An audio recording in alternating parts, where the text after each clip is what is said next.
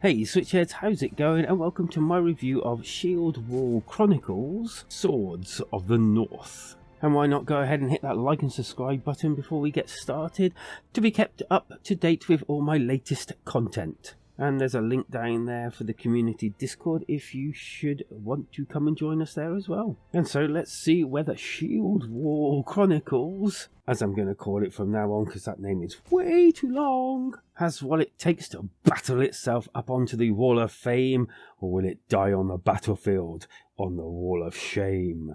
Or maybe caught in a standoff in the middle somewhere. Enough of that anyway, let's get into the gameplay.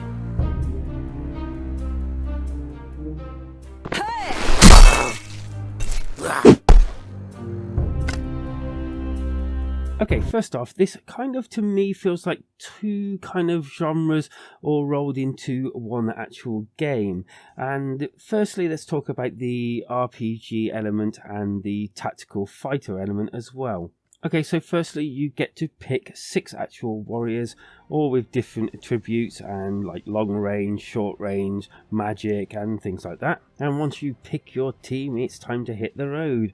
So once you're actually in the main battling sections of the game, it pretty well runs just like most actual tactical like grid-based games. You take a turn. Once all your actual warriors and all have taken their turn, it's the enemy's turn. You can speed this up or slow it down depending on how much action you want to see of the enemy. In this game, you can click Y and see what terrains and everything will give you advantages and disadvantage on. And then as you can see, you've also got your health and kind of like a mana thing, and also your special abilities that do actually go up, and you gain more of them as you actually level up with XP. There's also a morale system within this game, and as far as I can see, or at least figure out, because it's not really explained too well in the actual game, although the game does have a pretty decent tutorial, every time you kill multiple creatures or enemies without taking damage yourself, you get morale points, and these after a while, or after you get enough,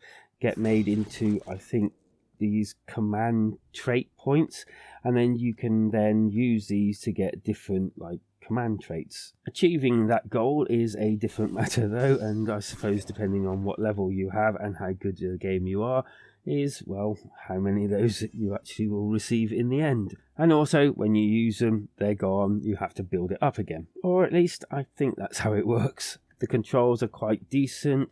I have no issues with them. There is touchscreen and you can also use controllers. And yeah, the abilities also, they're quite nice. They're very visual, especially like some of the fire like blast and the ice blast, which are quite cool as well. And for the price, there seems to be an okay amount of enemies as you battle through these arenas. Before I move on from this section, I did experience in certain points, especially when there was a lot of enemies around, quite significant amounts of frame rate dropping at certain stages, which wasn't really ideal, and I couldn't quite work out why, but in certain places there was definitely a lot of slowdown, but not everywhere. Once you've defeated your enemy, you'll be then going to a screen and it will show you what XP you get and then who's actually gone up levels and who hasn't. And you also find armor on the battlefield, I guess, and weapons and things like that, and it's around here that you can equip all those as well. And once done there, you take into like a central hub type place, and basically you can replay the battle, or more importantly go to a shop, and there you can buy weapons and different armor and all sorts of trinkets and all that can buff your character and all sorts of different things. And then you can swap in and out your team so you're not stuck with the same characters, so that you can, mix it up as you actually play forward into the game. And then there's the second part of the game that I said that I would mention as well, which was basically it tells a story, but it kind of like tells it, to me, almost like one of those choose your own path type books that you used to be able to get, or the adventure games that are kind of like text that you have on your computer or something. And for some reason this really resonated really well with me. I really enjoy how they've done that. Go into a battle, it'll tell you a bit about the story, and then when you come out the other end you have another bit of the story. And yeah, it works to me really, really well. And this kind of like back and forth, sort of like breaking up each part, so it's not just constantly fighting or constantly reading. I think is just a really good way of keeping the game sort of like broken up but also fresh. So it truly does feel like you're on like this epic adventure rather than just a load of battles thrown together. And I have to admit, well, it's no sort of like AAA story, it's still a half decent story, and yeah, it's keeping me going and kept me hooked so far. And as the game promises like 50 hours worth of actual gameplay, yeah, you're going to get your value for money as well there. Graphically, it's not the best. I will admit that it's not the best. But I do like the zoom in and out mode. That's pretty cool. The characters all look different. And yeah, you've also got different environments.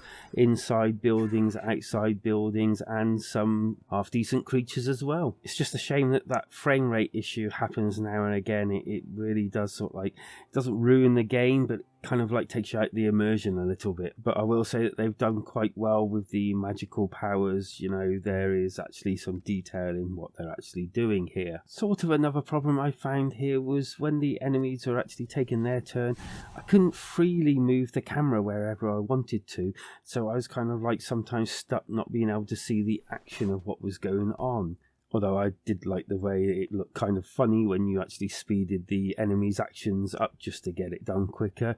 That looked kind of funny and was a bit amusing now and again. Audio-wise, well, it's got all the standard things, a little bit of speech here and there, the sounds of them moving, the weapons clashing, and all that sort of stuff's here. It's all pretty standard. And the music is kind of like, it's pretty standard as well. There's nothing really special, but it doesn't really do anything bad, if that kind of makes sense. The good, well, there's plenty here and there's plenty to like do. I like the actual balance that they've got between battling and actual reading. It's quite a nice little balance. There's not too much of either, and that for me kind of kept it from getting boring. The bad, definitely those frame rate issues that really kind of like threw me out here and there.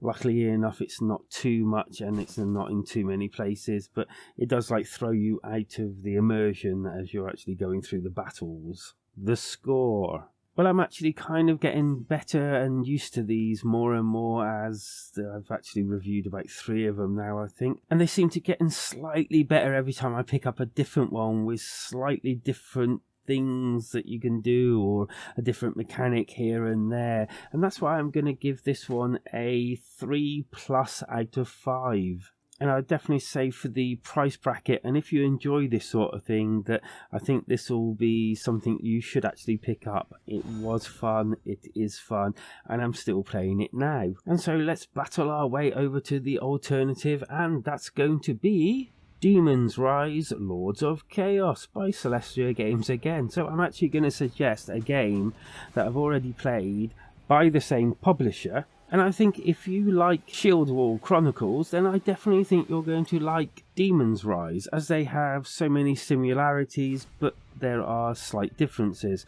But definitely if you want more of this, then definitely go and get this. And they're both priced about the same as well. And so what are your thoughts of Shieldwall Chronicles? Are you going to be picking it up, or are you just going to leave it for now, or maybe wait for a sale? Let us know down in the comments. That's what they're there for, you know. And if you're looking for more of my content, well, why not hit that like and subscribe button and ring that bell as well, and you'll be notified when my content comes out, taking all the stress off you and leaving you free just to sit back and relax. Although if you do want to get a little bit more involved, well, why not hit that link down below and come join us in our community Discord.